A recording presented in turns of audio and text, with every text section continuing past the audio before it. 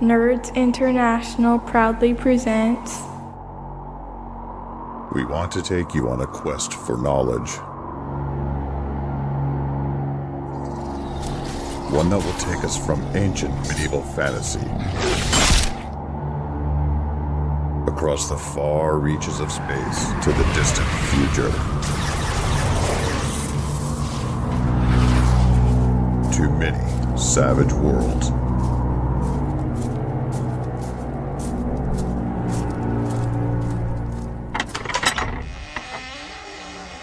Welcome to the show.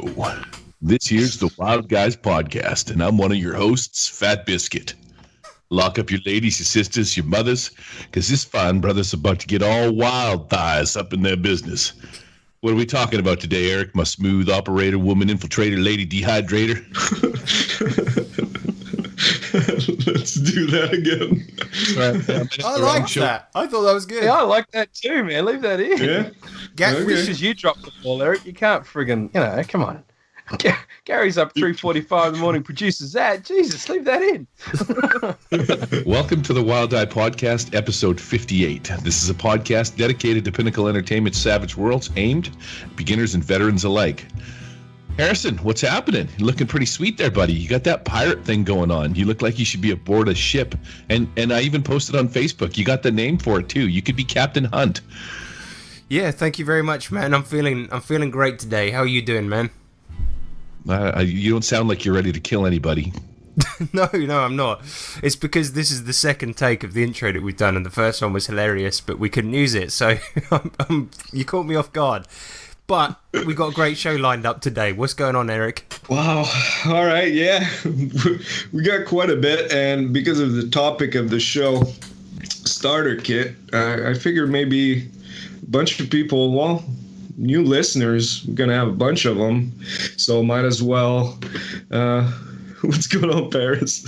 Nobody's asking Paris. No, that's right. Hold on. I got you.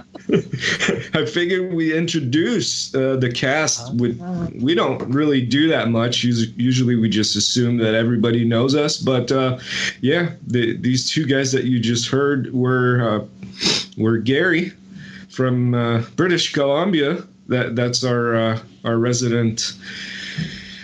I don't know how to describe him, but he's our mascot, kind of. Yeah. He's the comic relief guy. He's the wisdom guy, kind of. He's the dramatic task guy. So that's Gary that you heard at the top of the show, and then Harrison Hunt from the London area. Hello, mate. Close enough. Yeah, he's been with us for 2 years now. Almost, right? 2 years. My God. The reboot of the show. Time really does drag. Wow, yeah. And seasonal co-hosts, because some called time zones. Paris Conte from Down Under, otherwise known as Aussie Man. Aussie with Man? With his sweet reviews. Oh, is that you? I'm a big fan. Okay. I see that the Australian stereotypes need a little bit of work. I'll speak to the tourism board when I get finished up here. Is there any chance you could get Crocodile Dundee on the show? No. So what's on the menu today, Eric? What we got going on?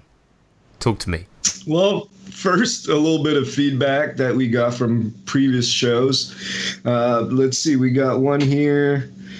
A new guy we haven't heard from, J.V. Adams. He says, great episode, folks. I like occasionally hearing a more meta topic like this. Seems to me that a good strategy to get people to play Savage Worlds is to start with a different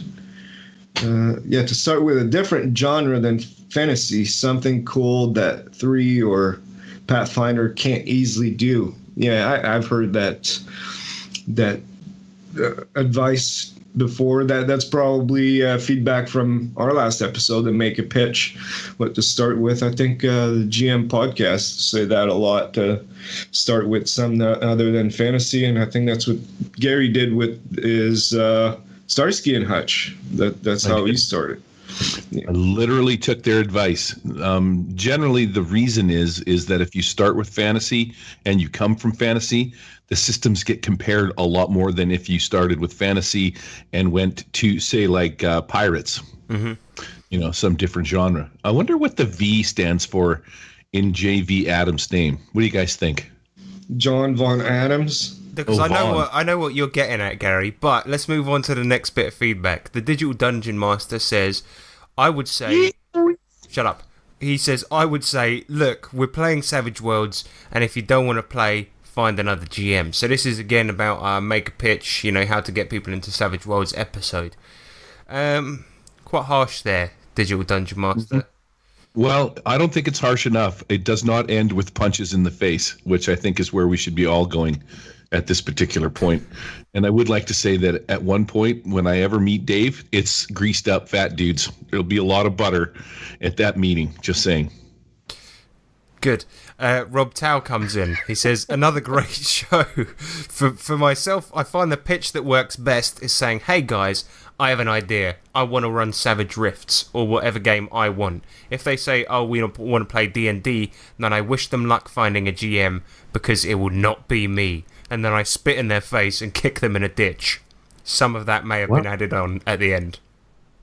That's a little stiff, Rob. Yeah, I see a pattern here where people aren't really all that tactful, huh? And I thought I was this socially inept guy that didn't know how to talk to people. Obviously, these guys. I guess they just run what they want to run, and if people don't join in, they're just like, well, screw you then. Yeah, have fun playing with nobody. Loser. Just because Rob wants to punch a few dudes in the face doesn't mean you're no longer not socially awkward. His aggressiveness doesn't cancel out your weirdness. Fair point. But Rob follows up. He says, on the matter of dramatic tasks, what you heard on David Scott's show was incorrect or misremembered. According to the official rules, once a player reaches 5 successes, the dramatic task ends. However, I kind of like what they're getting at with the idea of dealing out cards and seeing if other troubles arise. While it is not official, I could see adopting it occasionally for one of my games. Yeah, that's because David Scott of the, what's it called, the GM Hangouts or whatever, I forget what it's called, I don't know, who cares. The point is that he was saying that he draws the cards, even if they succeed after 5 rounds or even if they succeed after 1 round or whatever, he'll still draw the remaining cards to see if they can continue to succeed even further or if further complications come up or whatever, just for S's and giggles. Yeah, I mean, I never, whatever Gary was talking about, that was 2-3 episodes ago about the dramatic task. I mean, I didn't see that as official ruling. I thought it was just some type of house rule that these guys over there had when running their games, but people kept saying, no, that's wrong, that's wrong. Well, I think we all know it's wrong, but we figured it was a house rule or something like that. It is a house rule. I saw David Scott say something to that effect on Facebook. He said that he just likes to do that, as far as I recall. Somebody refresh my memory. Is it called the GM's Hangout now, or what is it called? Savage Podcast. I always say the wrong one. Yeah, I always get it wrong. Is it Savage GM Podcast? Yeah. Okay, cool. So yeah, go and listen to that if you want a bad time, everyone. I'm only joking. It's a great podcast. Next up, Eric, we've got Disenchantment. Tell us something. I think Paris wanted to say something. Yeah, well, I just want to screw that guy.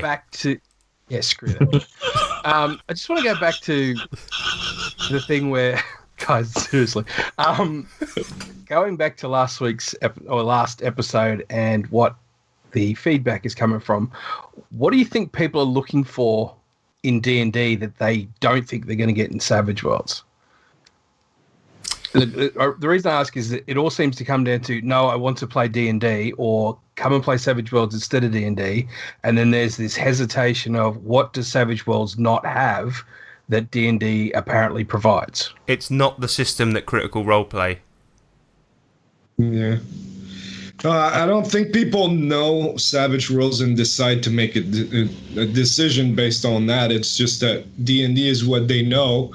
And if you throw another game, they think it works totally different. It's like playing Parcheesi or something, and they don't want to play that. They just want to roll dice. And yeah, I think Critical Role has a lot to do with, especially these days. I mean, millions of people watch that, right? Yeah, and there's loads of people that want to get into D&D, and the reason they do is because they watch that show. And I noticed, like, a lot of people, you go, it's not I want to get into role playing, it's I want to get into D&D, and it's for that reason. So I think a lot of people just want to play D&D because they look up to those guys so much. I mean, it's not all the reason, but I notice a lot of people is like that.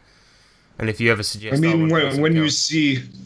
Yeah, when you see like The Big Show or Vin Diesel or big actors playing that, it sends a strong message, I think. Mm-hmm. Yeah, but I mean, it's done a great thing for the hobby. I'm not sure that people then immediately go, "Well, I must play D&D." I guess, like, because you guys have said don't play fantasy as your first one. Yet, fantasy was the first one that I played. In fact, we did.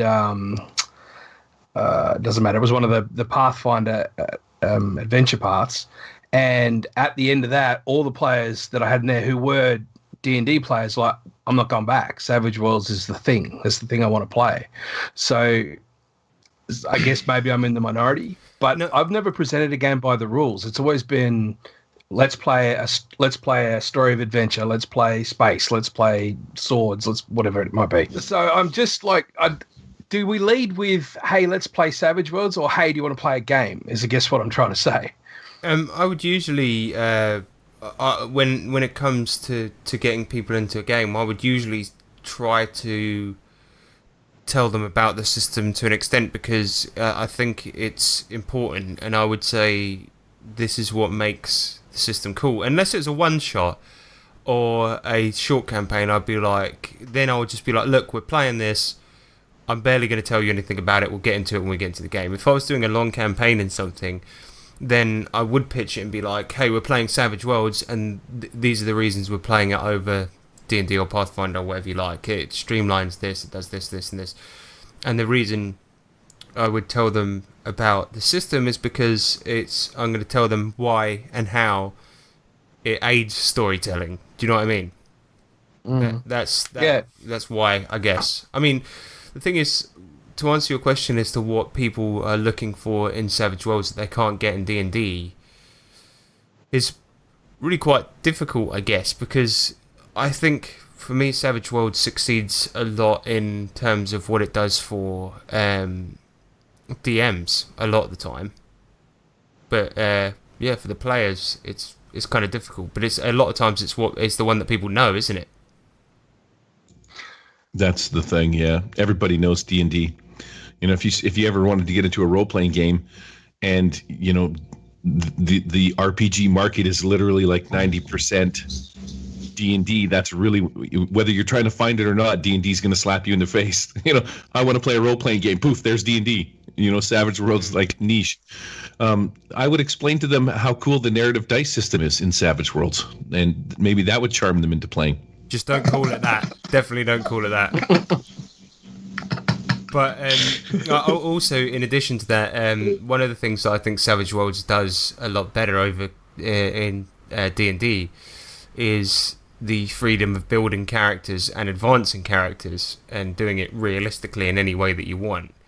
Because I find that really, really, really decent, I guess. And the thing about it is that you don't really have that freedom in D&D. You do have a lot of freedom, but not nearly as much. And you can play in any fantasy setting, and you can build a character in millions and millions of ways and do it in ways that you would never would be able to in D&D. So that is one thing, but it's not necessarily a thing that D&D players are crying out for, I guess. Exactly. Yeah. So I guess there's no way.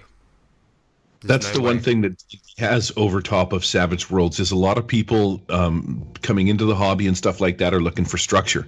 And when you have classes set up and levels and advancements, everything is sort of laid out. This is the way that, you know, your character progresses. It's an easy system to get into and learn. I guess, even though I feel more complicated than Savage Worlds, that structure is there. I was talking about this yesterday on the Murder Hobo show with Alex Alvarez. I feel inside of the ICRPG community that I'm part of, because it's a new system, there's a lot of unanswered questions in the book, and I feel as soon as an unanswered question comes up, people are posting, how do you deal with this situation? And the reality of it is, it's Savage Worlds and ICRPG are both designed to give you the freedom to handle the answers to the questions, but most people are looking for the answers to be given to them. You know, their creative part shuts down. They don't take the reins. They look for an answer instead of controlling or coming up with their own creative, cool way of doing something. And I find that's to be, it's commonplace. And so I think maybe that's what it is, that D&D is very structured. Like, everything's got classes and levels, and here's all your spells, like every individual spell. God forbid you should have one spell called Bolt that's basically, you know, your way to shoot somebody, and you just trap it with lightning or fire or ice or fecal matter. Like, your call, right, Harrison? Yeah, exactly. I mean, that's I guess why a lot of people do it, because given a like whole wealth of possibilities, some people actually feel lost, you know, and that is the genuine truth. You give somebody infinite possibilities, and then they go, I don't know what to do, and it's like, it's the truth. And I guess that's a little bit of a shame. But Savage Worlds and ICRPG, DCC, these are games that have rulings, not rules, you know, and that's the type of game I prefer. But this is the type of game that you eventually graduate to. It's not one that people tend to start with. So I guess, yeah, a lot of people. Well, back in the day, it was like that. The old school, the OSR movement is based around the idea of rulings instead of rules. So it's not for everybody. Some people prefer some more structured, and some we forgot to mention too. I mean, D&D has a very strong marketing strategy. It has Adventures League. It has, like we said, those shows to promote their game, so that their game are always in people's faces. Savage Worlds, I mean, used to have Explorer Society. That was kind of organized play, but that's been gone for a few years now, and I don't think they had a very strong marketing strategy compared. It was only two guys doing it, touring the country and running games, whereas, you know, Ventures League has like regional managers and stuff like that, where there are events everywhere. So that's why people will always think about D&D first and not other games, you know. Yeah, I mean, we've sort of strayed away from the question quite a lot, but I feel like interesting nonetheless. So thanks, Paris. Yeah, thanks, man. Have you ever walked into a gaming store and the first thing you see is like every Dungeons and Dragons book is like, probably I'd say 9x12 would be the cover, 8x11 pages inside, so to speak. And you've got your player's handbook, your monster manual, your dungeon master's guide, maybe some adventure books, and they're all side by side, and they literally take up like an entire wall, and they're massive, and each one of them has some kind of cool art on the front that just sort of sucks you in. And then you find the one Savage Worlds book that you need that's not even like 8x12 or 9x12. It's like just a spine. Right, it's just this tiny little, like, it looks like a friggin' pamphlet compared to the mass size of the other books. I'm thinking that the Blacks should put out like a 15x16, maybe even the size of like a poster. Wait, why does it have to be about race, Gary? Why are the Blacks putting it out? Okay, sorry. Okay. Disenchantment, Eric.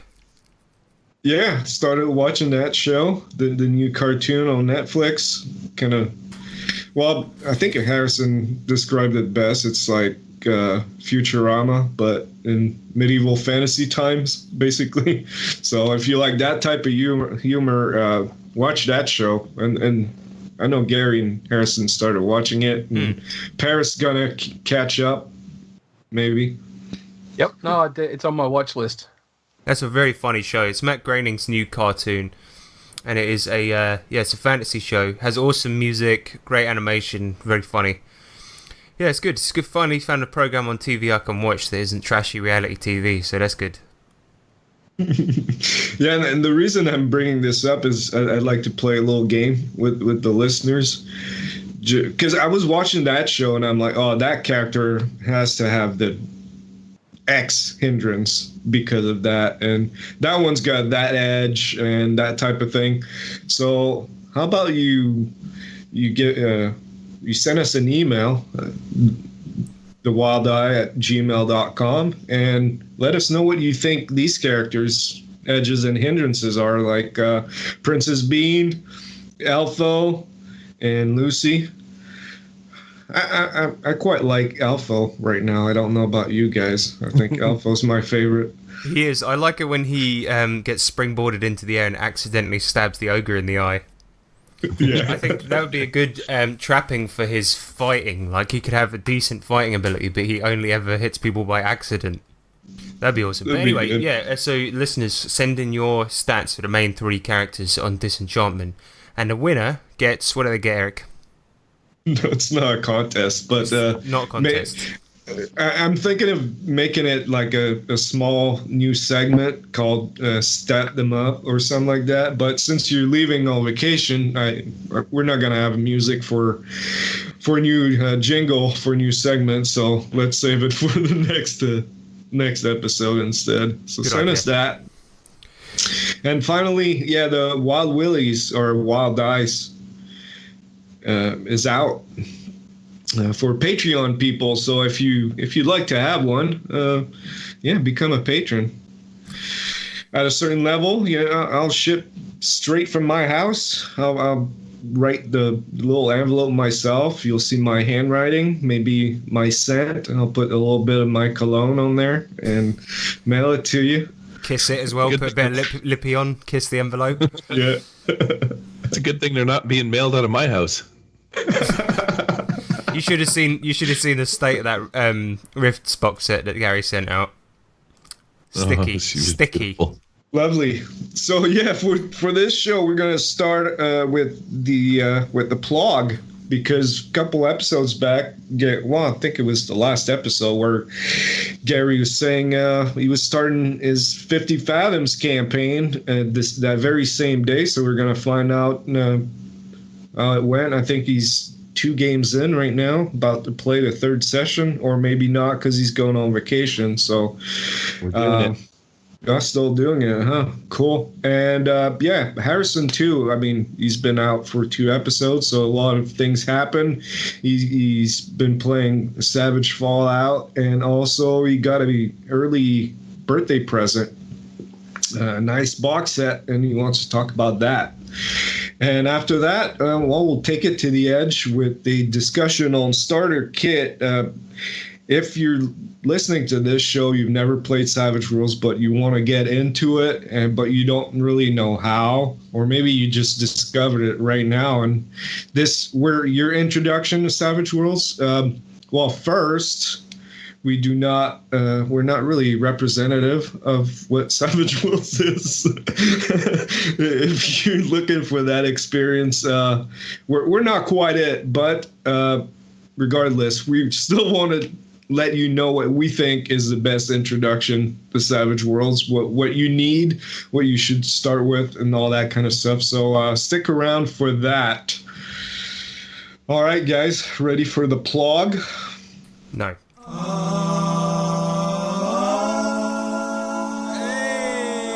Hey, it's the podcast log. So yes, the Plog, aka the podcast log. Let's talk about some what we've been doing, because I've been playing some Savaged Fallout with a D, Savaged, because on his website that's how it's listed. Don't know why. Anyway, so my brother's been running us through some Savaged Fallout. Now, this is a really, really cool sandbox type setting based on the Fallout games. And the reason I wanted to talk about this again, even though we've spoken about it on the podcast before, is because on the previous one we sort of brought some fan-made settings to the podcast and each spoke about them, and now I've had a good chance to play it. I think we're about 7 episodes in. Now, what happened originally when we played it was we rolled up a bunch of characters, all of us, and we spent 2 sessions adventuring through the wasteland. Now, every time you go onto unmarked territory on the map, the person with the highest survival roll will roll, and depending on what they rolled, whether it's a success, a failure, below a 1, whatever, you roll on random encounter tables, and that you get different tables depending on what you rolled. And we got the rarest encounter possible. Like, it's, I don't know what the chances are of getting it, but it's incredibly low. And we saw a nuke in the middle of the desert, unexploded nuke, and we thought, because it's a sandbox campaign and stuff will carry on while we're not there, we thought we better disarm it, because a raider might just come along, punch the nuke, and then everything's gonna get blown up. So we tried to disarm it. Everything gets blown up. End of campaign. That was it. 2 sessions in. Yeah, good times. But anyway, so that was basically ended up being the prologue to the campaign, and our old characters became kind of like legendary and stuff like this, or supposedly anyway. And now we've rolled up a bunch of new characters 100 years later. Yes, that does make a lot of sense, but it's 100 years later, and we've got new characters that came into this wasteland, and supposedly everything's been blown up. And we that was our old characters that had done that. So yeah, it's really, really good, and it's very, very hard. But Fallout, hasn't everything already been blown up? That's the whole point of a post-apocalyptic game. It is, yeah, and in this case, it's been blown up twice. And so the areas has built up once, been blown up, then built up again, and it's now even more mutated and even worse. It's one of the worst areas in the world now. So it's post-apocalyptic, post-Armageddon campaign. Yes. Yeah. Okay. It's like really bad out there, and in the middle of the map now, there's this big like horrific crater that's like really, really full of mutation and stuff. And this is one of the cool things, because the map we're sort of filling it out as we go, and there's main locations, but between them, depending on the random encounter table, like any sandbox campaign, you'll get like encounters, and it won't just be monster fights. It'll be things like a burnt out shelter, or a gas station, or a settlement full of people, or whatever, and then we're marking those on the map as we go. And it's it's very, very good. Enjoying it a lot. We just went to a prison and had to stop the rioting at a prison, and it turns out that it was being lorded over by this super mutant, and we had to kill him. My character got taken down in 1 hit by a sledgehammer, because he's not a fighter, he's a musician, and as a result he got smacked by a sledgehammer. I only had a parry of 2, the guy got a raise on me, and I got taken down in 1 hit. Yep. But the cool thing is that I was standing on the wall of the prison trying to calm all the rioting down with a song, and one guy comes running out and was like, "That song really touched me, man," and then some guy just runs up behind him and stabs him in the back. Yeah, it's a very, very good campaign. I love the Fallout world. So the reason I want to shine a bit of a spotlight on this is because about once a week on this official Savage Worlds Facebook group, I see somebody go, "Is it possible to do Fallout in Savage Worlds?" And I'm like, try and use Google, to see if anyone's done it before, because Savaged Fallout does exist, and B, there's always some guy that then comments and goes, "Yes, I just use Core," and it's like, no, don't just use Core, use this, because it's free, it's awesome, and it really, really does such a spectacular job of it. It's mainly inspired by the Fallout 1 and 2, by the looks of it. All the edges and hindrances appear to be ripped straight out of the perks that you can get from Fallout 1, and it's got free adventure cards which you can print off. It's got free locations, adventures, absolutely everything. So check this out. Don't just go use Core like a twat on the Facebook group. Just shoehorn. Use this. What do you mean shoehorn? What do you mean shoehorn? What are you saying? When you said all the perks were converted to Savage Worlds, that's when I shoehorn. There's probably already edges in the core to run this, so just use Core, people. No, do not. In all honesty, there are a couple, but that could have just been from Core. For example, there's one called Brawny. No, it's not Brawny, but there's one where you could have just used Brawny from the main game. But some of them have been like changed as well, so that they more reflect the ones from Fallout. So yeah, they're kind of similar, but then they've got a new name and then they've been changed a little bit. So the one that's kind of like brawny, I think it's now a little bit better. It's like things like this. So there's no shoehorning going on. Give it a read. It's actually really good. So shut up. What a jerk, eh? Yeah, you don't know what you're talking about. First of all, in your opinion, from what you've read, would you say that'd be a good setting to bring across someone that's more into video gaming than role playing? Would that be a nice gateway to bring them in? Oh, totally, yeah, because a lot of people are fans of those video games, so yeah, 100%. The only trouble is, Paris, is that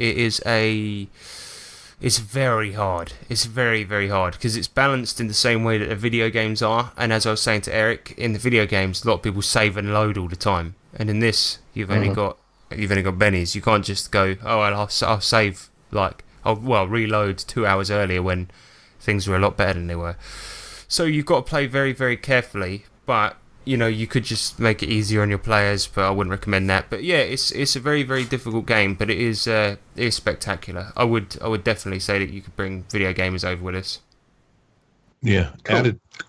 added perk, because it's Fallout, and if your RPG players know or have played Fallout, you're laughing, because they're going to show up at your table 1,000 times more prepared than any other player is going to be, because they already know all of what happens. Like, they know what the game's about, they know the content, they know the guns, the weapons, the monsters. That's why we sort of got into it as well, because all of us absolutely love the setting. And so Nick's character, like, he's inspired by New Vegas, and my previous character was a vault dweller, and like, we all know the setting so well that we all got into it so massively. And Nick's character, he's a comedian, and my character is a musician, and we basically are a troupe of people that go from town to town singing and playing for food. And there was one point where we did a dramatic task where we did a gig, and it couldn't have gone worse, because basically my character plays country songs, but what I do is I put a country backing track on my phone and sing over it. But obviously I'm not going to sit and write my own lyrics, so I just take the lyrics from popular songs. And on the last round of the dramatic task, right, I get a complication, and it goes down to a -4, and my character goes up on the stage and is like, "Ladies and gentlemen, this one's called I'm Turning Japanese," and I've got this country backing song on, and I'm like, "I think I'm turning Japanese, I really think so," and I rolled like a -8 or something like this. It was awful. And then my brother's like, the whole crowd start throwing bottles at you, and we get ran out of town. So this town that we were trying to play a gig in to settle in, suddenly we get ran out of there. It was awful. It's such a great game, man. So we're just traveling from town to town, like going through the wasteland, getting absolutely destroyed by rad scorpions and all of this. Yeah, awesome. So yeah, give it a go. Savage Fallout. I'll stop talking about it now. No. So how does it compare to Kings of Convenience when we were in the Fallout universe? It was relatively similar. I mean, we barely scratched the surface in Kings of Convenience, to be perfectly honest. Right. I mean, that was just one town, and then you guys being driven into a cliff. Yeah. All right. So yeah, you heard it. You want to play Fallout? Just use core. All right. Shut up, Eric.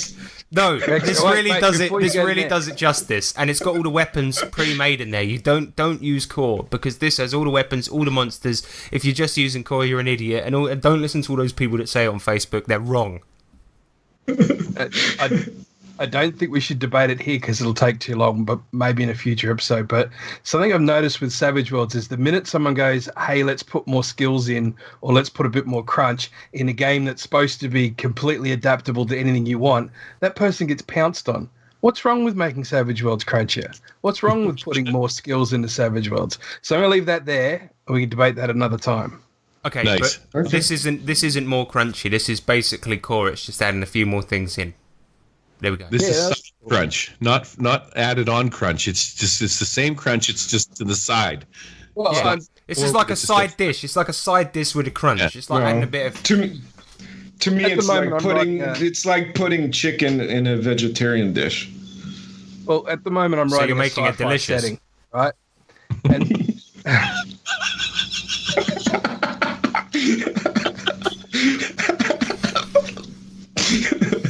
Yeah, basically. So Paris is broken now. Sorry, Paris. No, that's fine. So at the moment, I'm writing a sci-fi setting, right? And I got to stop saying right. But I look at piloting or driving, and in a sci-fi setting, there are so many more vehicles that can be attached to. And I'm thinking I want that sort of crunch in my game, like all those different skills. That's for a discussion for another time.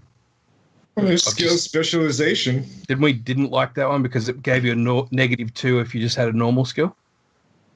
Like if you had the skill, you started at -2 unless it was specialized? Yeah, but then new skills, that means you still have 15 points to distribute into more skills. But yeah, it can be a discussion for another episode. Yeah, Didn't you get a nice present, Harrison, for your birthday that you want to talk about? Oh, yeah. I did. Hang on a second. While he's digging that off the shelf, I just wanted to point out how awesome I thought your analogy was about putting chicken in a vegetable dish. Because you see, to me, that would be like I was drunk at a bar and some hot chick way out of my league comes over and, maybe exposes herself a little bit and hands me her room key, and you're making that scenario sound awful. Like, well done on the analogy, my friend. No, but what I mean is that if you're on a vegetarian diet, that's what you want to eat. And then if you put chicken in it, it's not a vegetarian dish anymore. Hey, you know what? If your wife never finds out, just saying. The analogy is falling down now because you're talking about if your wife never finds out that you eat chicken, are you still vegetarian? It's stupid. Yeah, exactly. Recently I got the Rippers. Shut up! For Christ's sake, shut up! The analogy is okay. Go on. Savage Fallout actually has multiple. So there's multiple people have done Savage Fallout conversions. Which one do you use so that our listeners know? I use the one called Savaged Fallout. I didn't know that multiple people had done it, but yeah, Savaged Fallout. Okay, cool. Anyways, carry on. Wait a minute. Where? SavageFallout.blogspot.com. That's the one I use. I have 2 or 3 different editions written by 2 or 3 different people. Kicking around on my hard drive somewhere. Well, anyway, we'll have the link. We'll have the link to the core rules in the show notes. Yeah, this one's the best one, and it's because it's the only one I've seen. Cool. For Christ's sake, can we move on? Is that all right with everyone, Gary? Yeah. It's like when you walk into a bar and a hot chick comes over and she puts some chicken in your vegetarian dish, but then it's okay because your wife doesn't know. So I got the Rippers box set for my birthday from my wife. She's a very nice woman. So this box set. Let me tell you about what it's got inside it, okay? Okay, first off, we're talking, it's got some chicken. It's got some room keys. But in addition to that, we got the Rippers Resurrected Player's Guide, Game Master's Guide, Frightful Expeditions. We got a Game Master's screen. We got Paris is Gone, I think. We got Paris left the show. Yeah, we got Combat Map 1, 2, 3. We got double action decks, bennies, dice set. I mean... I'm still here. What more can you want? And a box, right? You get a box too, right? You get it in a massive box. And the dice set is really, really nice as well. It's red. It's got a little Rippers logo on it. You got the double action decks. This is an amazing box set. I managed to pick this up for quite cheap because I think it's one of their older ones. So I got it from another retailer, not from Pinnacle. Don't buy it from them. I mean, that's probably a bad thing to say, but the thing is that they're charging through the roof for this. But I picked it up from another retailer and I got it my wife got it for £65. Can you believe that? For all of that stuff. Just 2 of those books would have equaled more than that from the Pinnacle website. So I'm just saying, the reason I wanted to speak about this is because the value for money on this box set is incredible, the amount of stuff that you get. And I think it's actually one of the nicest ones that they do. And I've been reading it, been looking at it, and I think it's absolutely amazing. So yeah, check that out if you can. That was all I wanted to say, just a little endorsement for that little box set there. I bought a couple of box sets. I think I got ETU coming and one other one I bought from a local retailer called Pearson's Market or something. Yeah, you got Last Parsec, didn't you? Yeah. Actually, come to think of it, what? Huh? No, it's just I don't know why, but any time I hear Last Parsec mentioned, I uncontrollably make that noise. Oh, I thought that was Paris because Paris just showed up and then he's in his face. I thought he was his mic was queued up and he was like queefing over there. Jesus. You can't say queefing. Sorry. Rusty trombone. Here's the thing. I also heavily endorsed the Iron Gate deal. I went in full in on that bad boy. So, and I think that the deal that I went in on, the last Parsec deal on that, is basically the same thing. It's the complete box set with all the Iron Gate stuff thrown in on top of it. So Iron Gate's the new adventure for Last Parsec, isn't it?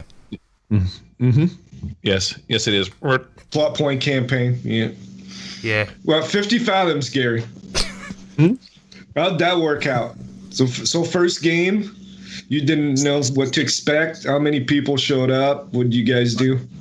I had 5 people show up. 5 people. 5 people came to my game, hung out with me, played with me, cracked out my big ass TV, spent a bunch of time in Fantasy Grounds getting all the maps ready and stuff like that. It was pretty solid. And we set off on the premise for my 50 Fathoms campaign, which I actually think in hindsight was brilliant, but has its complications, is I had my players build themselves as characters. That's the hard part about it. Nobody wants to say, oh, I got an 8 in strength and I'm, super tough, or I'm super smart. So it kind of, which is a bit of a complication, because if you can't get them to honestly sort of look at themselves, which you can't really do with anybody, and maybe pick their own edges and hindrances that apply to them, because we've got a couple of chubby fellas, me being one of them, in the group that maybe didn't take, not brawny, what's the sluggish, obese? You know what I mean? Obese, yeah.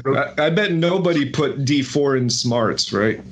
No, you know what I mean? So there was that.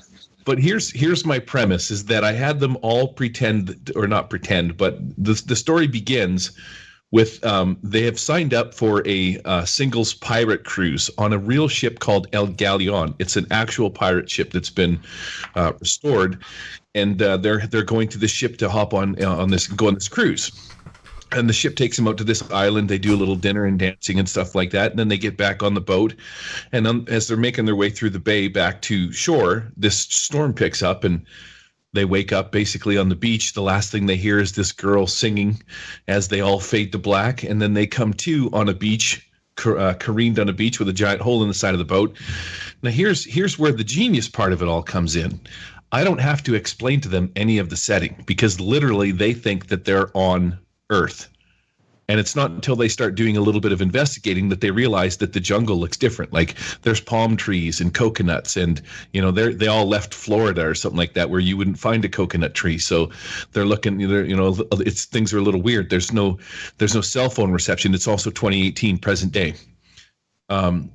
So the compass doesn't work on the boat. It got smashed in the storm, and essentially they're just stranded on an island by themselves, just sort of hanging out, waiting for somebody to come and rescue them. Because it's an old pirate ship, it doesn't have like an engine or any of that kind of stuff refurbished. It just has modern conveniences, like, say, this sounds dumb, but you know what I mean, like a fire axe, because it would have to meet safety codes for fire violations and stuff. So maybe it has a fire extinguisher, maybe it has a fire axe, maybe it has modern day first aid, and maybe you might find some chef's knives or something like that. There's also a giant hole in the boat, et cetera, et cetera. They're on the shore. And then that's where I sort of slowly introduce them into Charybdis.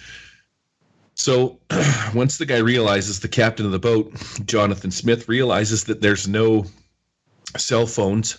They don't have GPS on the boat because it is an old pirate boat. There's no modern conveniences like stuff like that. He's like, it could be a few days. And then they're looking around, they see the coconut trees, and they're like, man, how far off of course did we blow? Like, where could we possibly be? Because there's no way there should be coconut trees. So they start walking down the beach. He sends a party off to pull stuff off the boat, and he sends my group, I should say, down the beach to go find supplies, maybe look at some trees, get some fruit, gather up anything you can. So I let them take anything they wanted to off of this boat. They took a fire axe, they took some canvas, some rope. Some of them grabbed some chef's knives and stuff like that for cutting things out of the tree, and they started walking down the beach. And then it's the first quest. The story begins basically with them on the beach, and they find this tipped over boat. And this is where it kind of got cool for me being a GM. This boat that's here to them in 2018, this boat is in the style of like a 300 or 400-year-old boat. But this boat that's sort of wrecked on the ship only looks like it's been here for maybe 20 years. You know, it's in decent shape, even though it's a 300 or 400-year-old boat. So now I've got them thinking, what time is it? Like, you know, what's going on here? There's some kind of weird time flux. Then I attack him with the Velociraptor. The yellowback comes flying out of the bush and attacks them, and they have no weapons. And most of them were like, "F this! I've seen Jurassic Park. I'm out of here." So they all turned and started running, except for one guy who had a rope, and he's like, "I'm going to hide behind this rock and fashion myself a lasso." I'm like, "Do you know how to make a lasso?" He goes, "How hard can it be?" And I'm like, if you think about it, it's really not. You just take your rope, quickly like tie a knot in one end, and then fish the other end of the rope through the hole, and you've got yourself sort of like a weak ass lasso. And I'm like, well done. He hides behind the rock. The raptor comes out. He makes an incredible throwing roll, lassos the raptor around the neck, and then starts booking it. So he runs his 30 feet, his 6 pace, and he had 25 feet of rope. So the raptor is coming at him. And because it's a 400-pound critter, I'm like, this rope might break. And he's like, well, ship rope's actually pretty thick and pretty rugged, especially in 2018, right? And this ship would have been refurbished with fresh rope. I'm like, you actually kind of make a good point. So I'm like, I'm going to do a strength check on this Velociraptor, and if it succeeds, it's going to maybe rip the rope off the rock or something along those lines, which is what happened. So it flies at him, gets within 5 feet. Its feet get knocked out from underneath him. It lands on the ground. It's squirming around, and this other guy sees what's going on, and he's the guy that has the tarp. So he comes flying in with the tarp and covers its head up. And I'm like, that's actually kind of genius, because if you've ever watched videos of like stupid dudes trying to tag alligators, that's always what they do. They cover its eyes, right? So he hops on it. They get into a bunch of strength checks and stuff like that. They manage to grapple this thing and calm it down once its head's covered up. More of them come piling in. One guy jumped in the water and tried to hide under the water behind the boat, which was pretty funny. But yeah, they managed to take it out without actually using any of the weapons or anything like that, which was pretty cool. So as they were killing this thing, adventure cards, I love them. I think they add, for me, it's like the Shocker, which is like some kind of weird crazy sex move too, I think. But anyways, hands are called Hero or Heroic or something, and basically somebody shows up that's going to help the party out, and it was played by this guy Michael. So I had Mowgli come out of the bush and help. He's become the advice guy. Like this little kid comes running out of the bush when they're trying to kill this lizard, and they're going to sort of, maybe, I don't know what they were doing with it, but he gives them advice on how to skin it and cook it and cut it up, and he starts a fire, and he's the guy that starts explaining where they're at. He's like, I've been here for 6 months with my parents. They were killed by these hairy red men, and these velociraptors got them and stuff, and so it was pretty neat. He starts telling him stuff, and he's telling him about these other shipwrecks that have come with men that look like seals, because this kid's 10. So here's some cool parts too, again, that I threw in there. But he's 10. He was born in 2000, but it's 2018. And I don't know if you know Charybdis, but you can pull people in from different time zones. So when I added that in, everybody's like, what's going on? This kid should be 18, not 10, and he's only been here for 6 months. So I'm kind of throwing in the idea that maybe they've sort of transported through time somehow in a weird fashion. He explains to them some of the different races that he's seen, the Atani, the Grail, but he doesn't call them by name. He's just like winged men that look like seagulls, and they can fly and stuff like that. Anyways, that said, they grab some supplies, take this meat, find some stuff in the jungle, and head back to the ship. Well, of course, the second part of the adventure, the ship is burned to the ground and their crew's gone. So they got to go into the jungle. They cruise into the jungle, and they start hearing the jungle noises and stuff like that, which was pretty cool. And I have Sirenscape, so there's a really cool program called Jungle Night or Jungle No Music that you can kick in, where you can hear the monkeys and stuff like that, and I'm playing it on my TV. They find the red pool. They see all their crew lined up, and the shaman guy's walking back and forth. He's got like this necklace on, and he's got this great big stick, and he's wearing these sort of like different animal teeth and stuff, and he's got face paint and whatnot, and he's got these guys hanging around, and he's this whole red pool thing. He kicks dudes into this pool to try and summon this god. So they make all their stealth checks to come around and sort of surround these guys. And Wesley covers himself in this red clay that he finds and grass and stuff, and he's trying to emulate being a red man. But I'm like, Wesley, these guys are like 6-7 feet tall, and you're like 5-0 and portly. You don't look like one of them, no matter what you do. So he jumps out of the bush and he's like, booga, booga, booga, booga, and he gets them to chase them. And he runs through the jungle and he dives into this clay pit that he found, and he becomes camouflage. I gave him bonuses for hiding, and he successfully rolled his hide die. These 6 guys that he dragged away go running off. And Brittany, the girl that I play with, she's like, I'm going to run out of the bush and I'm going to jump onto the piggyback, the shaman guy, and try and stab him in the neck. Well, Brittany is got to be maybe 5'5", 5'4", and maybe 100 pounds. So she's got like a D4 in strength. She leaps onto the shaman's back and she gets her dagger out. She goes to stab him with this chef's knife that she's got. But she can't roll enough damage because she's only got a D4 in strength and she doesn't have the skill to wield this knife. So she's just rolling strength for damage. She can't penetrate his armor. Anyways, he smashes her into the statue. She falls to the ground. He turns around and he's going to cast bolt. These black bolts come out. She's freaked out now because she sees this weird mist pooling around his hands, and he nails her and hits her for just shakes her and does a wound. When it comes back around to her turn, she unshakes. She's like, I'm kicking this guy in the nuts. Like, okay. Damned if she didn't ace. She blew the guy up. She blew his nuts up. She hit him, shook him, and gave him a wound. She kicked him so hard in the berries. While this was going on, one of the other players got tied up. He managed to get untied by another player, and he's got the fire axe. He rolls in and hits the shaman for 6 points and takes the shaman out, which was pretty sweet. Anyways, long story short, they make it back to the beach. They fix up the other boat, and last episode we set sail and met Equius, the crab guy. Didn't you say that at some point they're kind of the characters are transformed by Charybdis and start showing some of the races? Yes. When we got back to the beach before we set sail, I let them. My plan was if they die, now that they're in Charybdis, they can pick up and be any one of the races that's available to them in Charybdis. But I also gave them the ability, because this is a sort of a magic, elemental magic world. You have fire, water, earth, wind. Crap. And I basically said to him, I'm like, if you want to take a magic skill, they had to spend 4 days on the beach repairing the boat. That's how long it takes. And during those 4 days, which is just a single advance, they're 5 XP right out of the gate. I'm like, if you want to take an arcane background, I have to explain how everything works then, because they're new players. And so, some of them took magic, and they chose their 3 skills. And it's really cool because the one guy, Michael, that I was telling you about, my good role-playing buddy, his trapping is his cell phone, which is pretty neat. But he's trapped it in such a way that it's not his cell phone, but it is his cell. He thinks it's his cell phone. So as he's standing there doing stuff, he took air. And he did some things with some wind and stuff like that he thought was coming out of his cell phone, because he had his phone in his hand, and he's playing it up like it's his actual cell phone that has this magical ability, which is pretty neat.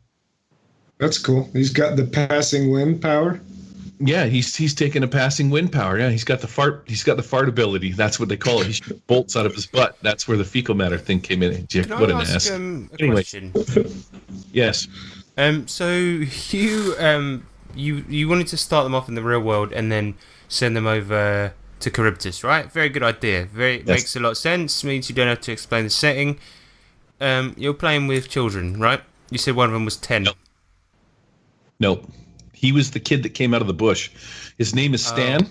He's 10 years old. He's an NPC that is now attached to one of the 3 Michaels that I play with. Oh, okay. Right. I wondered about that. Okay. So how old are the people you're playing with? 20, 25. Oh, right, okay. That makes sense. Good. Because you said you started out on a singles cruise, and I was like, oh no. 10-year-olds. Yeah. It's a good ship Lollipop, run by Captain Pedophile.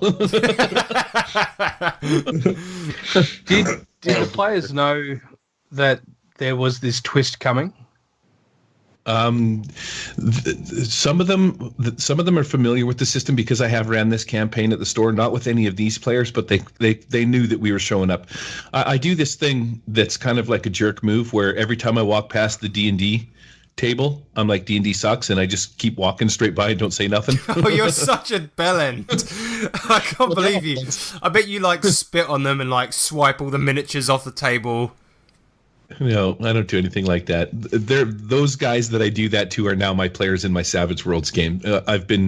We're 4 or 5 years, friends now, so I'm entitled. What were you getting at with that question, Paris? I know, just a couple of times where there's been advice by GMs in the past that you should never have the players believing they're playing one sort of game only to have it switch to another sort of game. So, for instance, if they thought they were playing a D&D style game and then they walked through a portal and ended up in 2018 Earth, New York City, some players may object to that if they weren't aware that was coming. Sometimes that change or that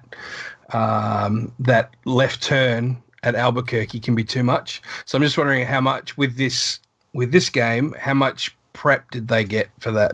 So like, or was it a complete surprise that they appeared in this? We have a Facebook Messenger group called Sunday's Dungeons and Dragons group. Mm-hmm. And inside that group, before I even started, Wesley's like, I need to take a break. I can't D&D. I can't DM D&D anymore. I need a break. So I said, okay, well, this is what I'm willing to do. I can do ICRPG fantasy, ICRPG space. I will do pirates, or I will do Savage Worlds pirates, or I will do Savage Worlds Deadlands. And those were the 4 options that I gave them. They chose Savage Worlds pirates. So they knew what they were getting into before we came into this. And that's just my tie into the story. It wasn't, they knew it was going to be a pirates game eventually. You just wanted to do it that way so you wouldn't have to explain the entire setting. They're going to find out as they go, right? Yeah, I don't have to tell them anything about it. Yeah. But did they know it was 50 Fathoms pirates, or did they just pirates? Oh, they did. Okay, that's cool. That's all I want to know. Yeah, so I didn't take my own advice, and I'm a little sad about it, but it actually is kind of a funny story. So I've always said never let one of your players be the captain of the boat. Oh, man. You did it again. I don't know what I was thinking. It just came out of my mouth. The boat is about to set sail after 4 days of constructing this thing. Michael's powers manifested in such a fashion that when he was trying to put the sail on this boat, he actually had his phone in his hand and blew the sail up into position as part of the way, like he manipulated the wind to get it where it needed to be. And so that was kind of a neat sort of a deal. And then there was a couple of fights where he managed, I think he was using he's trapped it like electricity that's coming out of his cell phone and stuff like that, but it's actually just coming out of his hands. Anyways, that said, they did all the battles. They got the boat into the water. And you got 9 players, right? Second session, 9 players. Wow. The second session was the 4 days on the beach fighting different things and stuff. Brittany kept pulling up clubs, which is always a complication. So we had 3 out of the 4 days we had complications where they were getting attacked, which is actually kind of good because that just imparts on them that Torthcaw is not the place that they want to be. They feel safer on the boat. They get the boat in the water, and Senor Miguel Figuera, he's one of the characters. He's sort of the head guy that was head of the crew, and I've set him up as not head of the crew, but head of the serving crew. So he has some boating skills, and he's like, wait, before we go on the boat, we got to give it a name, and we need to pick a captain. And so he's like, somebody's got to be the captain. And then right away, I'm like, oh, I shouldn't have said that. I should have just made Senor Miguel the captain. So 3 of them put their hands up. Now I think I'm gonna have Wesley probably trying to kill Brittany. Here's where the story gets funny. Adventure cards. When they first crashed on the beach, Brittany has healing skills because she knows a bit of first aid and stuff like that. She's taken the courses and whatnot. So she was tending to people, and I basically just told her, like, you gain favor with these people because you're helping them out. So, they have a tendency to sort of be friendlier to you like somebody would if you, just bandaged their head, covered their wounds, or helped them out in some fashion. So she helped out 3 different people. She made successful rolls on like 3 of the 15 people. I didn't make her roll for all of them, but I just gave her 3. And so when it came time to pick a captain, Wesley put his hand up, Brittany put his hand up, and William put his hand up. They're all like, I'll be the captain. Brittany just grabs this card out of the adventure deck thing that she had. She hands it to me. She's like, no, I'm the captain. She had social conflict, gain 3 immediate raises in any social conflict. So I treated who was going to be captain as a social conflict, and she basically had all of these raises. I'm like, oh, fair enough. The 3 people that you healed, amongst other people that they've talked to, step forward, and they're like, you're going to be the captain. So now there's my second session, I had 9 people at my table for Savage Worlds. It was pretty impressive. That's where we're at right now. We met Equius, and now they're heading to Brigandy Bay, which I'm fully prepared for and super stoked for. So we did a session of a space campaign where we had one player be the captain, and it went similarly badly. He had to step down, right. And then somebody more sensible had to become the captain. But this guy only ever did bad stuff as the captain because he was one of the stupider characters. And then he had to step down. But yeah, I totally feel you about the player captain thing. But the thing is, I feel like it's both a terrible idea and a good idea at the same time, because if you say to players you're playing a pirate game and you say nobody's allowed to be the captain, well, it kind of sucks. but then it's part of the fun, right? Exactly. But then also, the player that's going to be the captain is going to have too much fun, and that boat's going down. I don't care what you say. At some point, Gary, same thing's going to happen. They're going to get into an argument, and that boat is going to Chinatown. Man, now you've just crushed my heart. I got to tell you one other funny story. Wesley gets the enemy card on his first round, and he plays it, gain an enemy. So I'm like, all right, dude, the captain of this boat is your enemy. He's like, okay. So he plays the card, takes the hindrance. Him and the captain hate each other. He's constantly dogging the captain. He's like, what kind of a crappy, boat driving guy are you that you crash us on this beach? And this guy's trying to make plans, and he just keeps derailing this guy's plans and stuff like that, like literally playing it up like there's a good reason why the captain hates Wesley. When you play the enemy card, part of it is play the card, get the enemy hindrance, get another card. So his next card was the one that you're allowed to, that you can persuade somebody to help you do something. And so the captain's tied up in the swamp or at the red pool, and Wesley, after it's all said and done, Wesley unties the gigolo guy that I got on there, Buddy, I can't remember what his name is, Buddy Solomon or something like that. He's this like Italian gigolo that was just on the cruise to pick up chicks. And he tells Buddy, all right, he plays the card, and he's I don't know what the word I'm looking for is, but he basically gets Buddy to knock the captain into the red pool and dissolve a pile of acid. Well done, Wesley. Awesome. Nice. Well, that sounds amazing. I want to. Thank you, guys. Let's take it to the edge.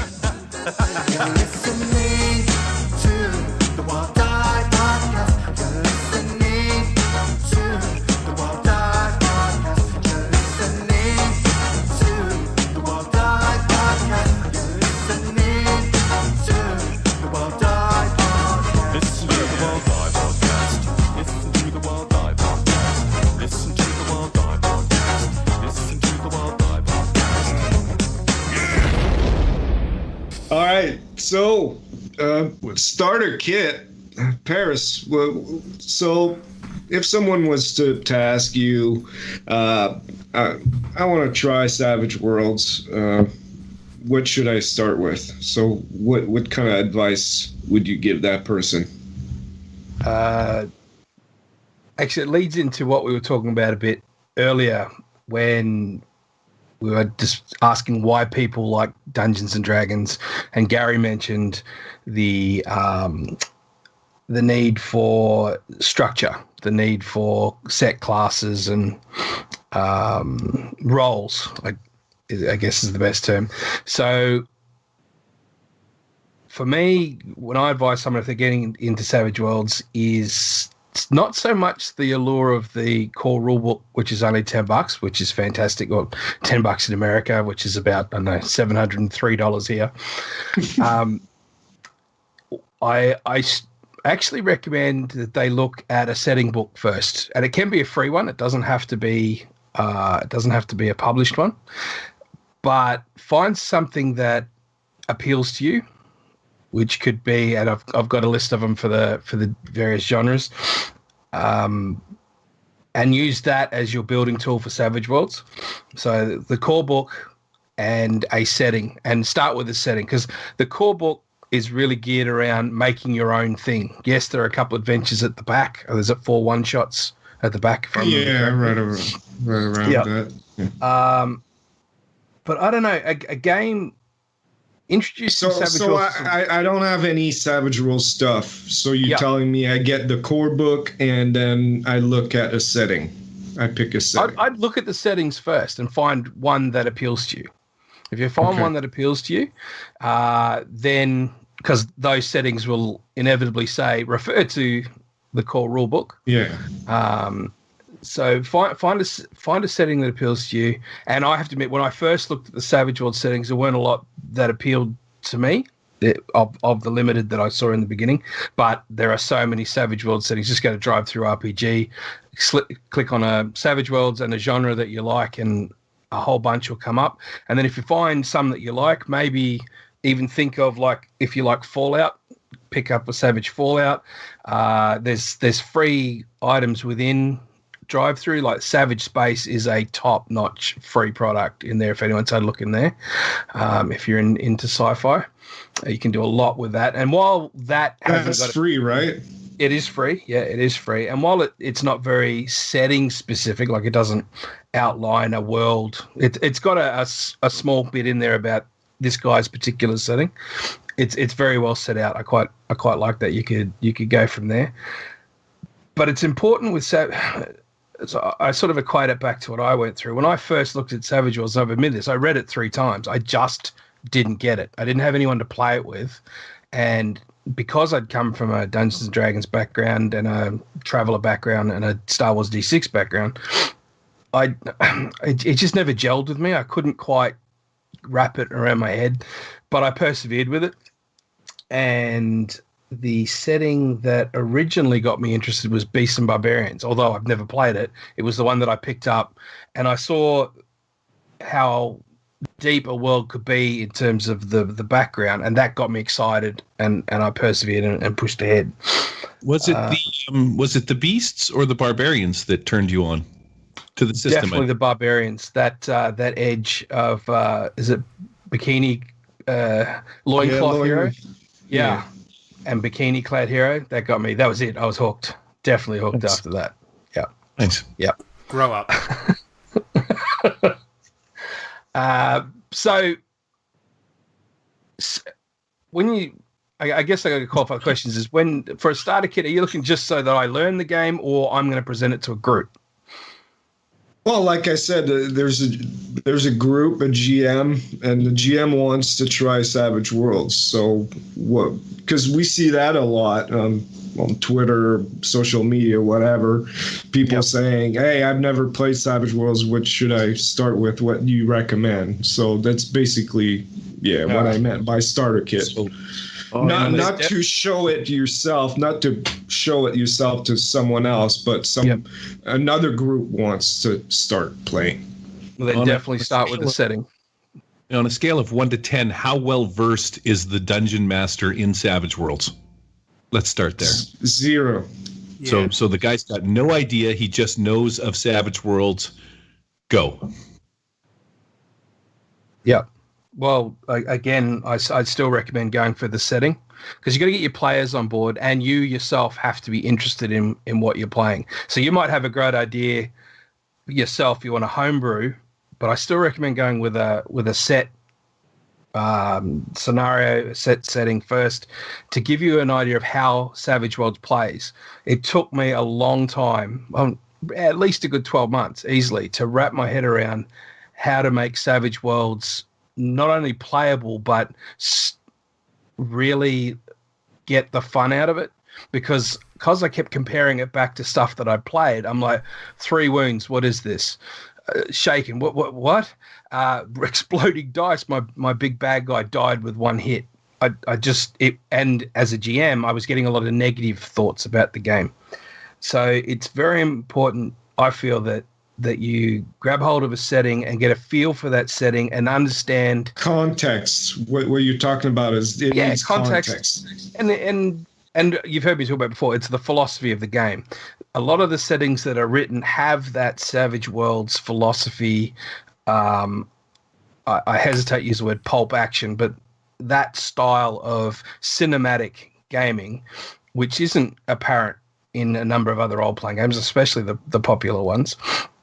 And so if you're into Flash Gordon, or if you could see yourself playing a Flash Gordon style game, pick that up by all means. And that really gives you, that gives you an idea of what Flash Gordon as a setting is. And then the rules accommodate that setting. So you get a feel for Savage Worlds as you play it. And that goes for Rippers, that goes for ETU, that goes for, I haven't played it, but according to Gary, 50 Fathoms, Beasts and Barbarians, which you've talked about a lot.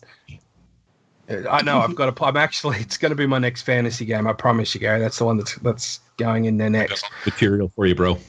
Outstanding. All right. But even like for fans like Saga of the Goblin Horde, which is a free game, that really, really highlights Savage Worlds as a philosophy of gaming. Yep. Yeah, it does. It was built around it. Yeah, the allies and all that.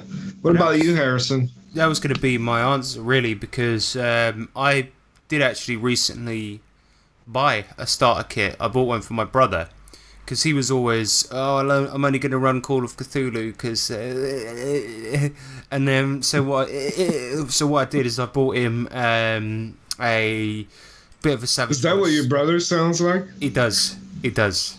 So I said to him, oh, you should run Savage Worlds. Buy the book. It's only £9 or £6 or £7. You can get it depending on where you get it from. And he was like, and so what I did is I bought him. We all got for his birthday, got him one bit of the starter kit each. So what I did is I said, here you go, mate, happy birthday. And he was like, no, he's going to be really annoyed when he listens to this. Sorry, listeners, I wish you could see this face.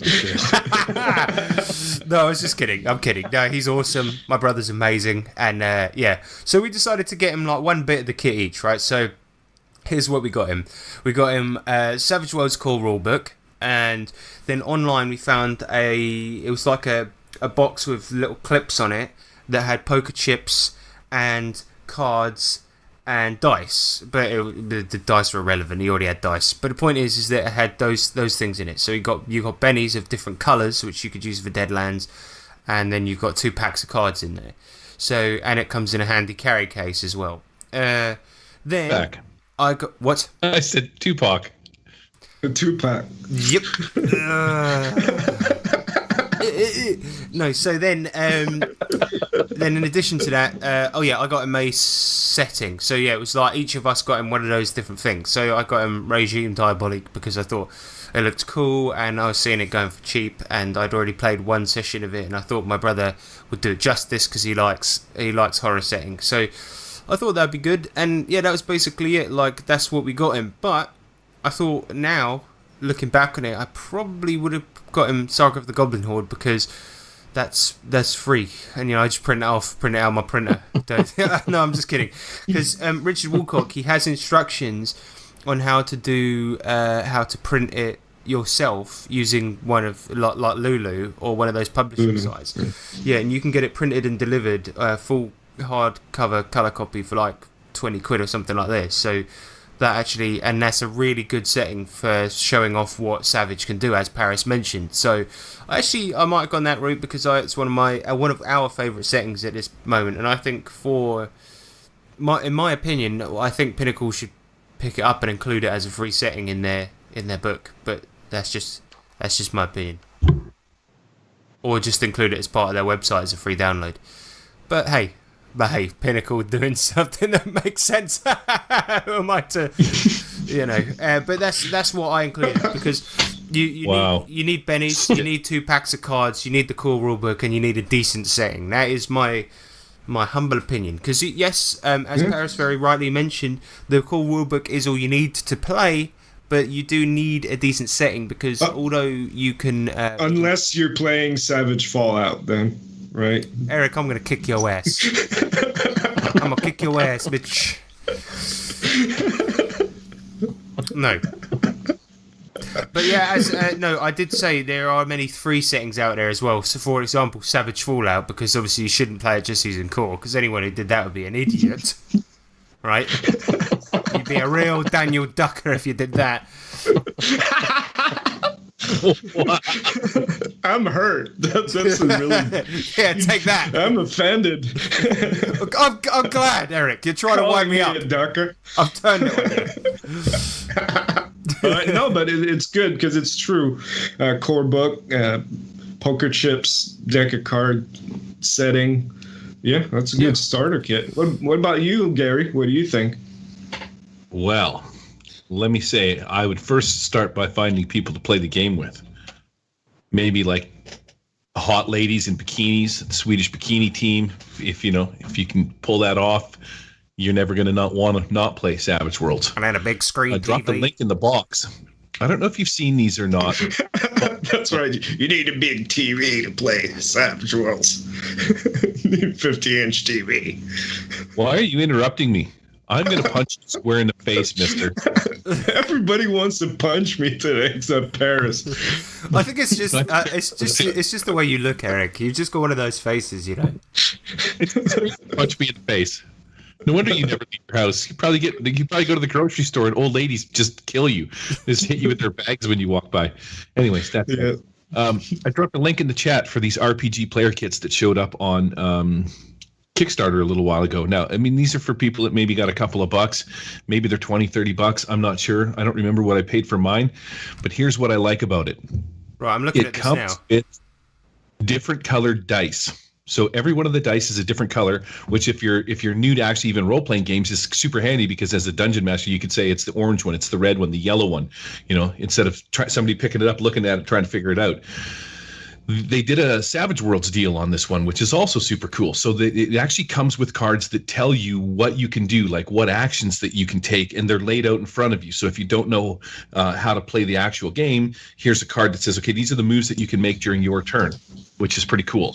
Then you get this really cool dry erase board that you can write on instead of putting things on your character sheets. You can, it's the Savage Worlds ones comes with wounds and stuff like that.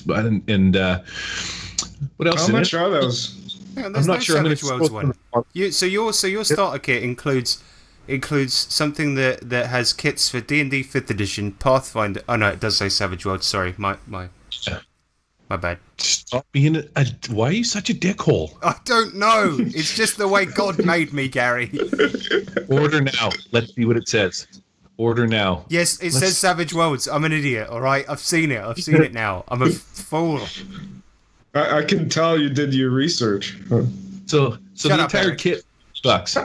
You get a sweet ass wooden box. You can actually even get inspiration tokens that you can keep inside the box. I think it actually might come with them in the RPG kit. I'm not sure. So you got your bennies. You got everything you need right there. Isn't dry erase too? It is dry erase, mister. Super dry. It's so dry. It's like post-apocalyptic dry erase. I see this as a pretty neat kit. I remember seeing it when it was first kickstarted, and I thought about it, but I don't know, Gary. It's pretty neat, but do you really?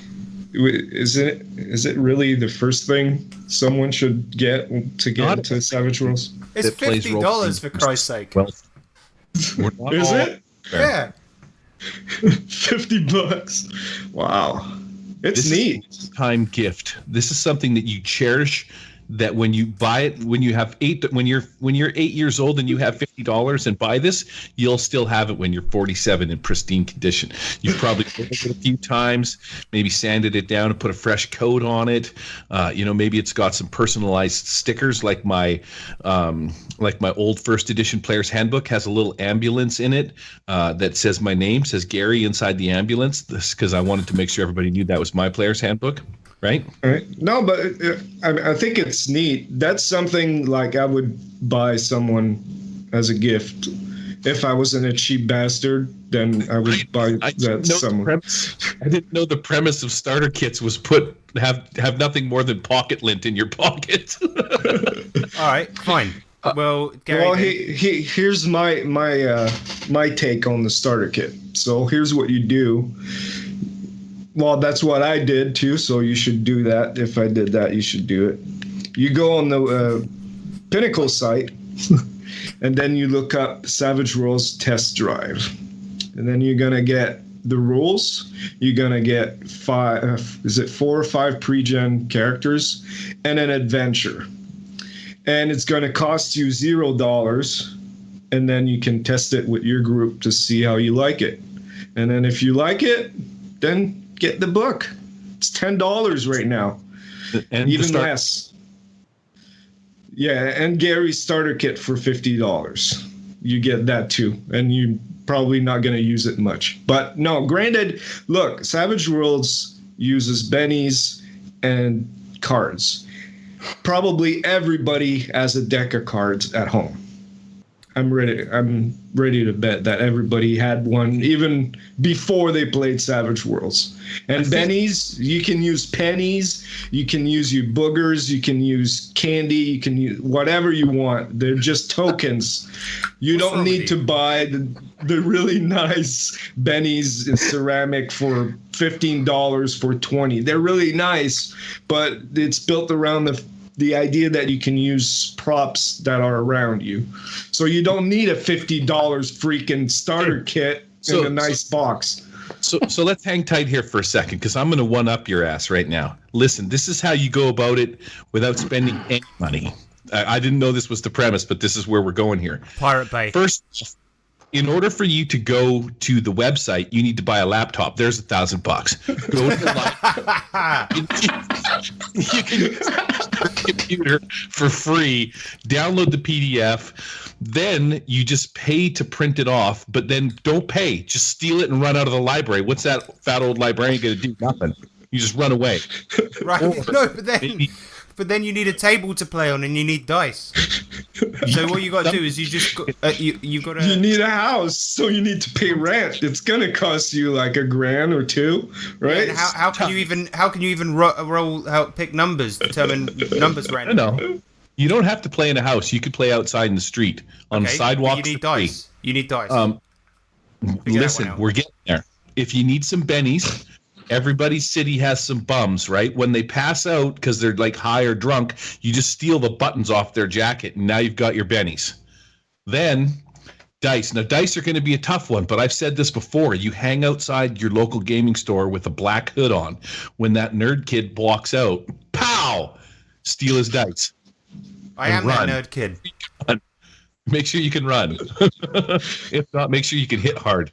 And now you need for $0. Right, Eric? Okay. This devolved pretty quick. I think this was not to spend any money. It wasn't not to spend any money, but spend money. Yeah, we're not spending $50. It's starter that you don't need. That would be a good thing for like cool accessories. Let's do that at some point. What are your cool accessories for Savage Worlds? That'd be it. That'd be like number 2 on my list. Number 1 would be Fantasy Grounds and a laptop and 50-inch TV. That'd be number 1. I'm glad you ended that with TV. But yeah, you got four different ideas here, guys. I like all the ideas except Gary's. So. Just, again, dramatic cake. Now this. Gary, you got to pick up your game a little bit here. Be nice to him or he's going to leave. We're going to end up with nobody on this podcast, Eric. Even I'm thinking of leaving. I'm not even sure why. That'll be Paris and I. Yeah. Paris, how are you doing? You doing all right? I'm doing good. There we go. Thank God for that. At least somebody's okay. Well, but did you get that kit, Gary? Do you have it? Yes. You want me to go get it? Yeah, let's see it. Okay, you got it, Gary. Let's see it. It's a nice box, right? It is a nice box, and it's well put together. It's got the nice slide to slider open. Check it out. Couple of compartments in there. That's it. You me. You keep bringing up all this that you guys can get in the northern hemisphere of the planet. Right? Oh, sorry, I said the F word. That's how mad I am. I see all these exclusives for Gen Con and all this you can order and get shipped free to you, but to us, like it's going to cost us half our national debt to get it. That's just crap. What's that? Don't show me that shit. Put it up. Pen. Huh? See, check it out, that's Paris. a dry erase pen. Okay. Do you use that kit? Yeah. This is specifically my ICRPG kit. Check it out. I even have a scented pink pen. It smells like strawberries. See? Hero coins for ICRPG. These are, check this out, Paris. Do you know where these come from? These are the Spanish doubloons that Chris Fox. Columbus? Oh. When they came up with their The Buccaneers? the Buccaneers one. Who? On the side of their bucket. It's got the different color dice. There's your red D20, your blue 8s. Pretty fancy stuff. It comes with these. If you want to just use these for coins, you get some of these in the package. They're not bad. You know, if you're just saying these on a visual medium, so you need to describe what you're holding up. So it was a plastic token showing a logo of a D20. Here's the dry erase board. I don't know if you can see this, but it has Laminated. Upside down. So this is a laminated board that Gary is showing us upside down. And on it, check it out. It's got fatigue. It's got your little notes, dry erase style. That is so cool. Now I want that. See, damn you, that's going to cost me a fortune. No, you just make yourself one, and then you use your laminating machine, and you got one. Yeah, but then you Just got to like steal that. a laminating machine from the library. Yeah, but then I get crucified by Gary for being a cheap ass. No, you don't. That's all on Eric. Check it out. Action. So it tells you all about what you can do on your action and stuff like that. Here's movement over difficult terrain, movement crouching. It's got a bunch of different cards. Let me just actually spin them up so you can see. And these are all the cards that you can hand out to your players that tell them things that they could do, what actions, how they work. They're all built for Savage Worlds. So that's a pretty cool box that you can get. That is actually a good starter kit, I think. I think Gary was right. I hate you all right now. I'm just saying. Well, I was agreeing with you, you tosspot. I feel like I need to squeeze my stress balls. Okay, so is that it for starter kits then? Yeah, let's wrap this up before it gets real bad here. Yo, motherfuckers, you all best back up. I always got a gun, I always come strap up. This ain't a game of pool, it ain't no time for no rack up. It's the motherfucking time for the motherfucking wrap up. Anyone who disagrees will get smack up. See me back in school when I shouldn't have learned to add up. I found a gun on the floor, instead I picked that up. Anyway, sorry, I'm motherfucking back up. What I'm trying to say is it's time for the wrap up. Yeah, this one goes out to all the ladies and all the men out there. Everyone in the front row, grease up. Yeah. Oh, So, yeah. another good episode in the bank. And with that- What? What are you laughing at? What are you laughing at? Why is that a laughable thing to say? Stop it. We have to cast wanting to punch me. Yeah, that's a good episode. Check it out. These are little markers. This one says Stop stunned. showing us stuff from the box. It's over, Gary. You can We've slide. agreed with you. It's a good box. We like it. Stop It it. says poisoned, Stop it. Stop. deafened, Stop. blinded. Stop. Stop it. So if you want to contact us, you can do so at thewilddie@gmail.com. And of course, we're on Google+, Facebook, YouTube, all of that stuff. You can see all of that stuff by typing in The Wild Die, using a computer that you stole from the library. And you can use that computer to go over to the Nerds International community if you want to mingle with us. And of course, we're on Twitter at The Wild Die. And if you like what we do, then first of all, escape from the mental asylum, then go over to Patreon and chuck us a buck /The Wild Die on Patreon. Yeah, if you want some nice wild dice too. Yeah, that's where you go. Exactly, we got Wild Dies with our logo on them. Thanks to Eric. And all we of his got a hard new work. patron, We have Greg got a new- Bruni. Greg Bruni. Thank you, Greg. Bruni sounds like a sandwich that you get in New York, doesn't it? Or Italian. Maybe he's a mobster. Hey, can I get a Bruni with extra pickles? The Wild Die would like to thank the following patrons. Yeah, thanks. Cheers. Sean Richard, Jason Connolly, Jay Raz, Conrad Erasmus Neubert, Murder Hobo Show, Rob Towle, Alan Bray, Mr. Stagg, Corey Dersham, Manuel Sams.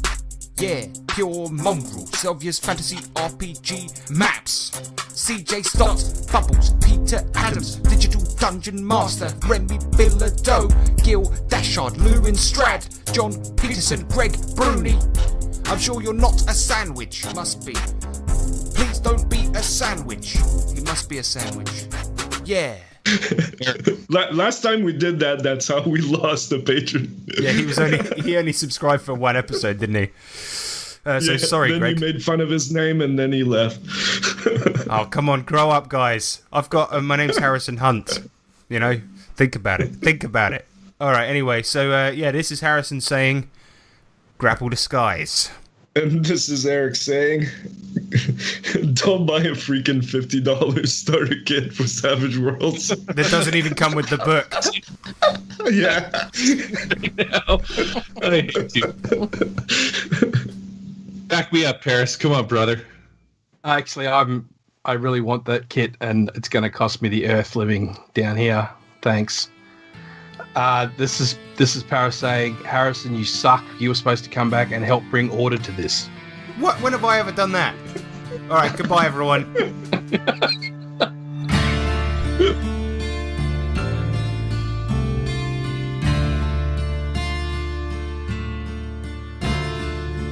The Wild Die Podcast is not affiliated with or endorsed by Pinnacle Entertainment Group or official Pinnacle licensees.